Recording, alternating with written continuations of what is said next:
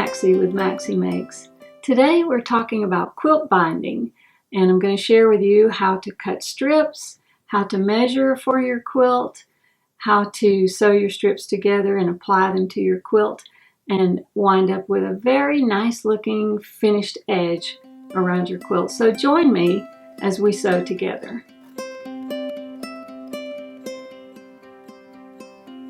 Okay, so the first thing you need to do is figure how many strips you need for your quilt, and that's simple enough to do by measuring around all four sides of your quilt and adding that measurement together. Figure each strip, if you've cut your strips crosswise on your fabric, that you have about 40 inches in each strip. Cut as many strips as it needs to take to go around your quilt, and then add one extra strip in there for the seams and for the miters on the corner. So I cut my strips most of the time 2.5 inches wide. I think that gives a nice looking edge to a quilt. Some people cut their binding as narrow as 2 inches, but that makes a very tiny binding around the edge of your quilt, so keep that in mind. And today we're talking about straight binding and not bias binding, and so that'll be another video. Let's talk about our strips. I have cut 5 strips to go around this quilt that we're working on today, and we're going to sew these strips together to make one long piece. We don't want to sew them together with a straight seam, however, because when you fold that and wrap it around the edge of your quilt, it creates too much bulk.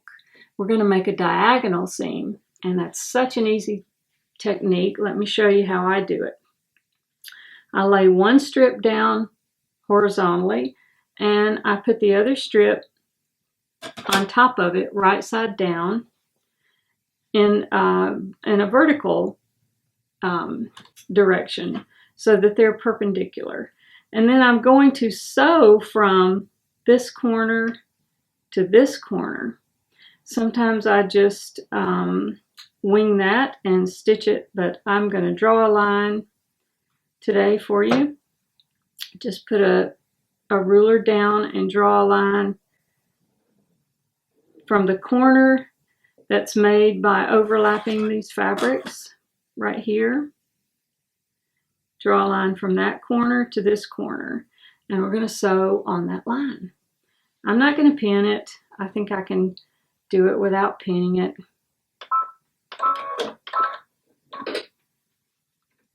I'm going to stitch right on my line.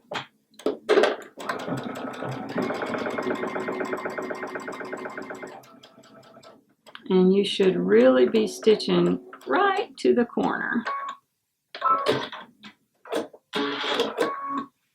And you know you've done everything right if you lay it out after you've stitched it. Open that like that and make sure that you have one continuous straight piece of fabric. If your binding strip is going off in a different direction, you did something wrong, so you might want to unsew that and try it again. Now that I know that I've sewn these in the right direction, I can trim that excess fabric away. And I will want to press these seams open. Don't press them to the side. That'll give you too much bulk again. So you're going to press those with an iron open, and you're going to have a nice straight strip like that. Okay, I'm going to sew all of my strips together, and then I'll meet you back here, and we will get started with the next step. So I have my binding strips all sewn together. There are 5 strips here, and I just kind of like to roll them up a little bit. It gives me a little bit of better control. And I want to show you the seam that I sewn, or one of the seams. It's in this area right here, and let me open it up so you can see that that is a diagonal seam. And look what happens when you fold it. It's distributed across the strip in a diagonal way, and when you sew it, it's like wrapping it 3 times on itself, and like that, and there is no bulkiness at all, in that seam after you apply it to your quilt. So that's why we sew with a diagonal seam. So to begin with, I've set my machine up with a straight stitch, and I've put the walking foot on my machine. Your walking foot might not look like mine. Yours might be something like this. This is a different style.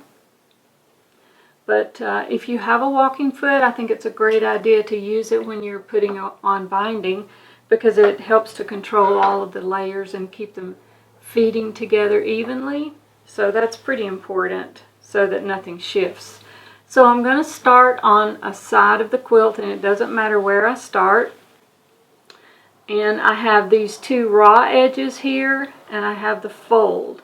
So I'm going to place the raw edges even with the edge of the quilt.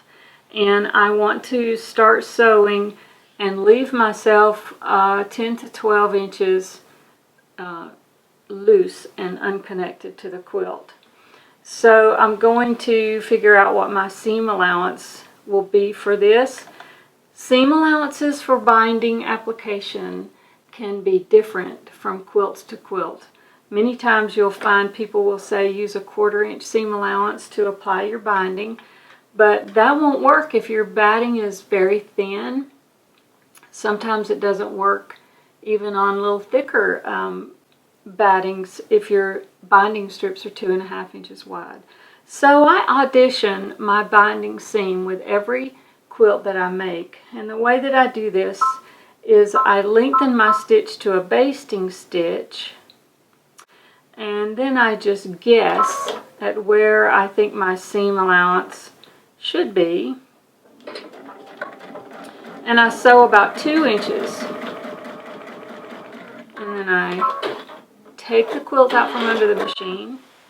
So I sewed that couple of inches right there with a really big stitch, and I take the binding and fold it, crease it really good so I don't have any fabric hiding right there that I'm not aware of, and move it, roll it to the back side, and place the fold right on the stitching line, right like that.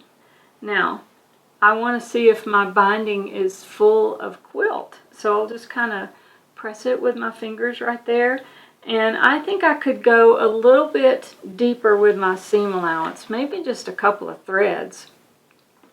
So what I'll do, I like lining my quilt up with something on my presser foot. And in this case, you can't see my presser foot. Maybe I'll take a photograph and show you. But I have a mark on my presser foot that I like to line up my quilt edge with. So I can keep that in that position if I move my needle over just one position. Now let me test sew again. I think this is probably going to be perfect now. So let's look at this now. It might look like to you that I sewed in the same place, but I didn't. It's just very, very close to the first original stitching, but it's a little bit more to the left. And now crease that, roll it to the back, and I like it. The edge, the folded edge will just cover up my stitching line there, but when I feel of the binding, it's full of quilt. And that's what you want. That will keep your binding looking great after you machine wash your quilt, and it won't look wimpy, it'll look just perfect. So I'm going to put my stitch length back to normal now, and I'm going to sew all the way down to the corner.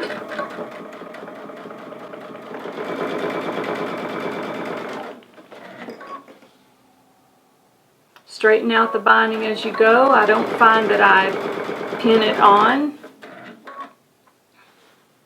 I can just hold those edges together and just sew a few inches at a time, and it's easy to control.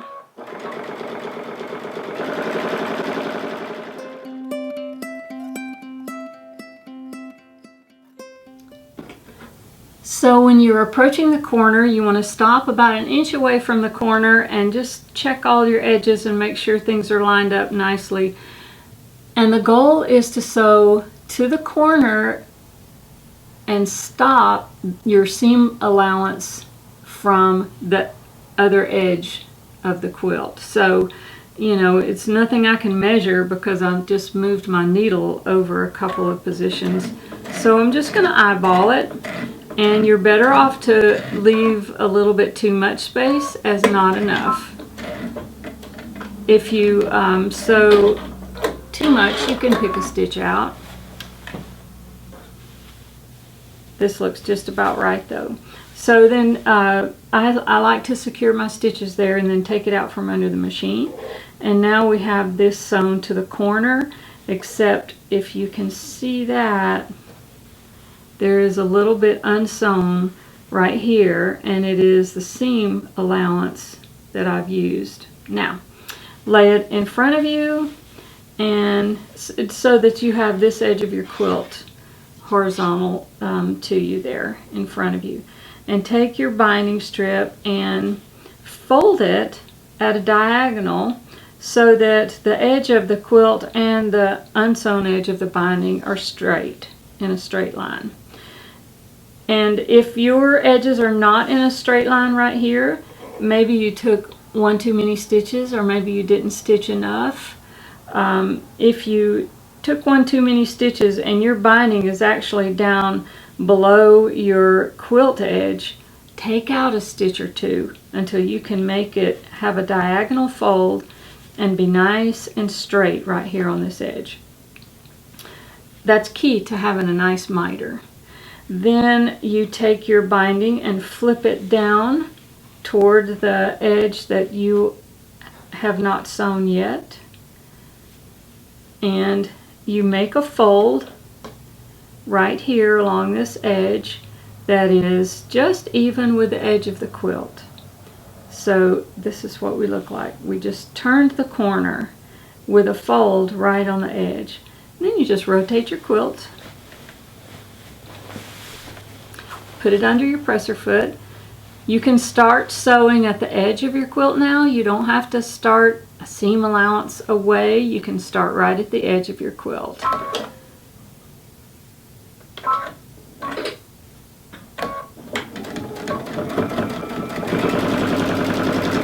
And then you just continue to do all the other corners in the same manner, sewing the binding around. So I'm going to sew all of my binding around this quilt, and I'll meet you back here after I've done that. When I get to the first edge that I started, where I left the 10 or 12 inches loose, I'm going to leave about 10 inches with no binding, and I want to have another 10 or 12 inches of binding, and I'll show you that in just a minute. Okay.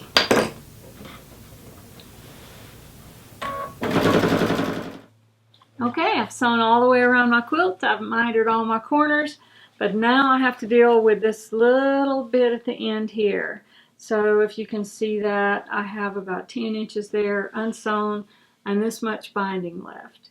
So what I want to do is trim this binding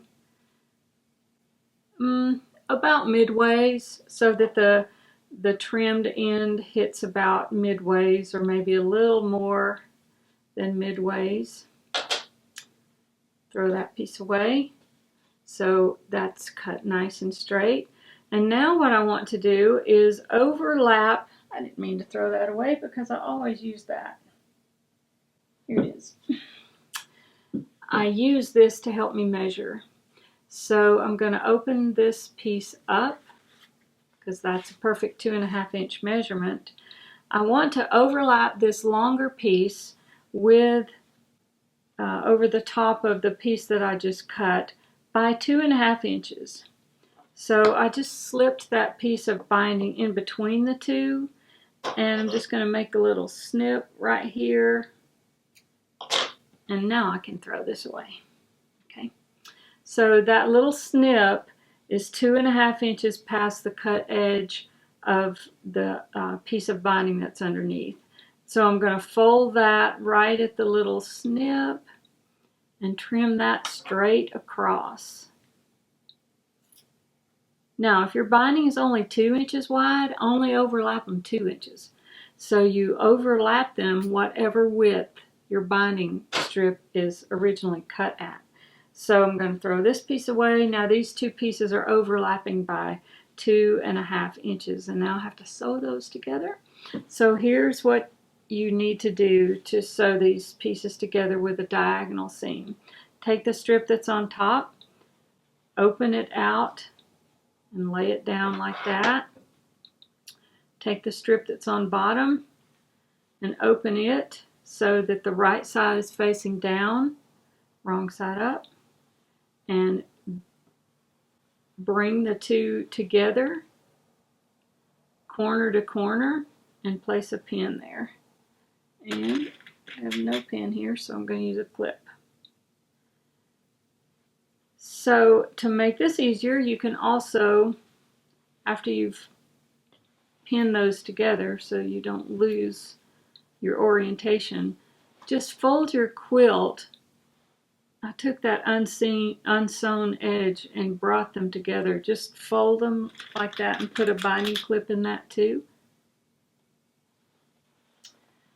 And that, all that does is let you work with this easier, okay? So I have my pieces of binding, and I am going to reach right here, pardon me, and get my pins, because I would rather have a pin there.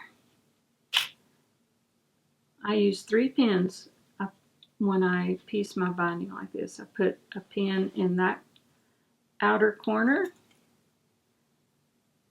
and a pin in this upper left corner and one last pin in this lower right corner. I'm going to show you what I'm doing here. As soon as I get the pins in it, I'll get it where you can see it.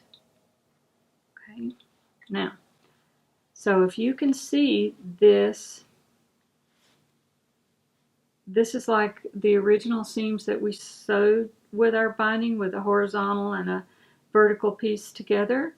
And I'm going to sew from this corner to this corner. And having this quilt clipped underneath there gives me all the freedom that I need for these strips to get them underneath the machine.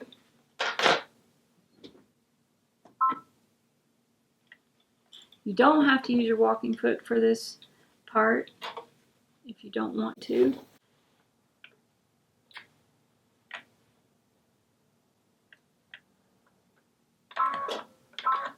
And I'm just going to sew that diagonally from one corner to the next. And I didn't draw the line. You can draw it, but I'm just going to aim for that corner. You can do it.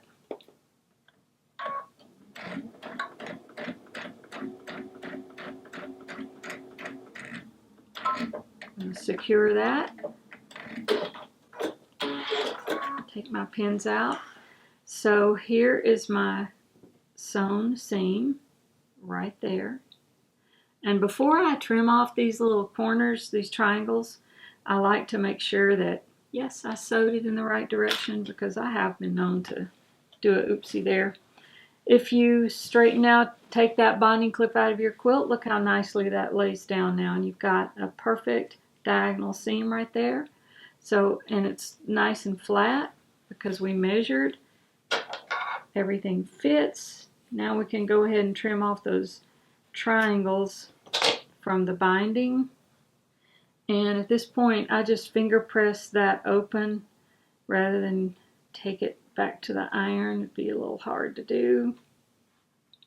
Nice diagonal seam. Let it close. There you have it. Now you can put it back under the machine and finish stitching that in place.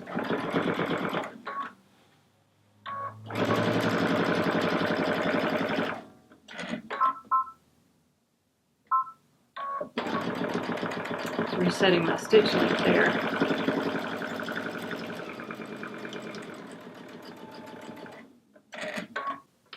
And we are done sewing our binding on. So we have that sewn all the way around our quilt now. And I'm going to take it to the ironing board now, and I'm going to just press it out away from the quilt. And I'm going to make sure that I get all of the fabric out of this area right here. I don't want any pleats or fabric hiding in there, so I'm going to give it a good press there. I'm going to try to stay off of the border as best I can because I don't want to flatten my quilting too much, but I'm just going to focus with the tip of the iron on that seam and press that binding out. I'm going to take the pointed tip of my iron and I'm going to press into that miter, and that's going to set that seam in there too and make that nice and crisp as we roll it to the back and miter that corner. And I'll go press it and I'll be back here and we'll do that next step. Okay, we're coming down the home stretch now. We have our binding attached to our quilt. I've taken it to the iron and ironing board and have pressed out the binding away from the quilt. That's nice.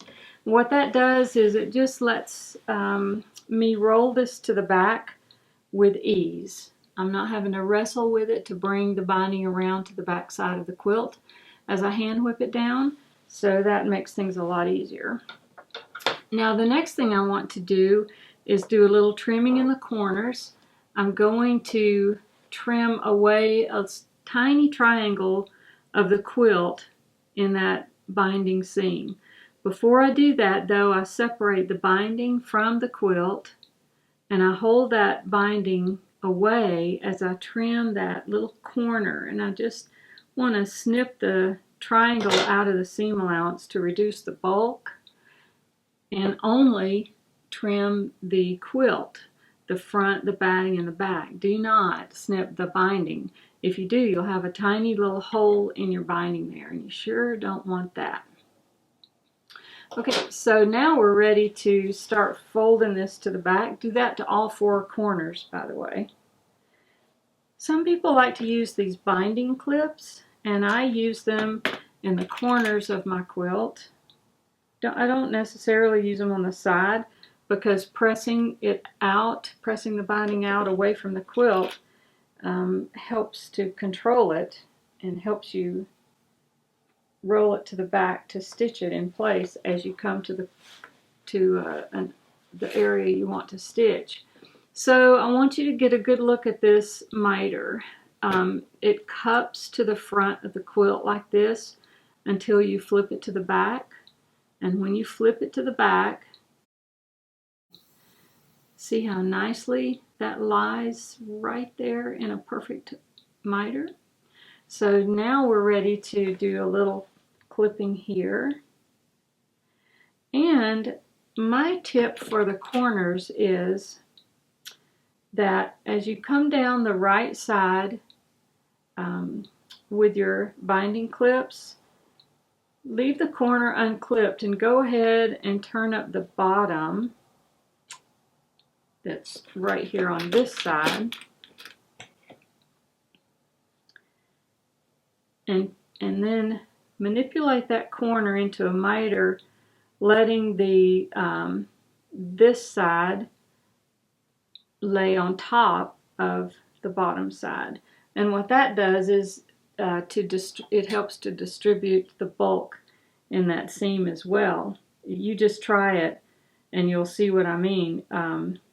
When you press it with your fingers, you have the same amount of seam allowance to the left of the miter as you do to the right of the miter.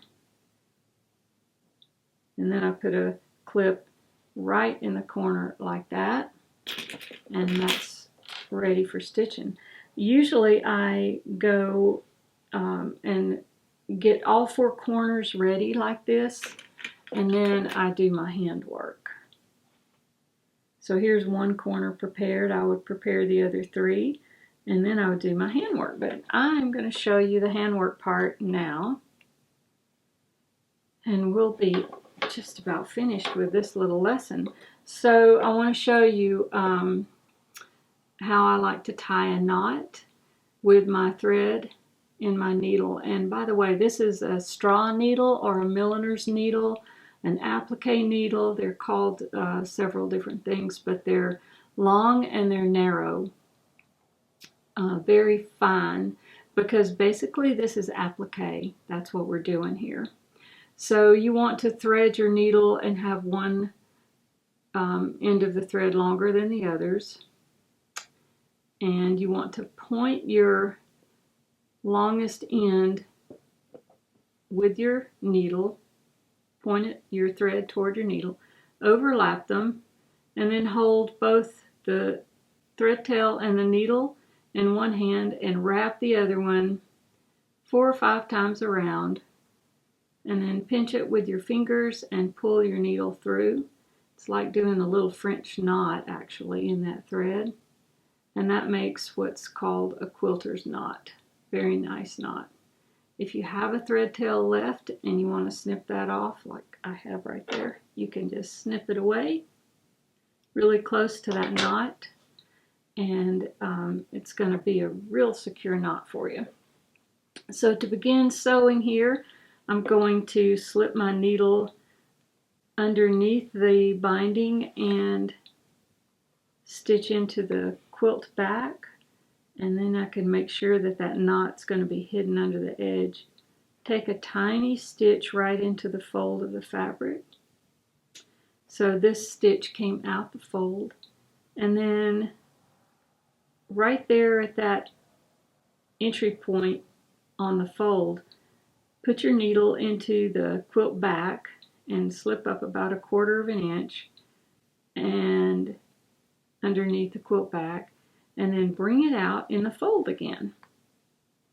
So you're just running your needle in the quilt back and then slipping out up into the fold and repeating in the quilt back, slipping out into the fold. Make your stitches about 1/4 inch apart, and they will be invisible. You want to match your binding fabric here if you really want to go for invisible, but you can use a thread that blends with both because your stitches are just not going to be seen. And take one more stitch and I'll see if I can get that where you can see that. So I have stitched from here to here, and you can't even see it. That's what fine thread and a fine needle will do for you. So there is my little Binding 101 class for you, and I hope that you have gotten a tip or two and enjoy binding your quilts. It's the last stage. It's the fun stage. Put a movie on TV, go snuggle under your quilt, and hand whip that binding to the back. Thanks for joining me today. Happy sewing and God bless.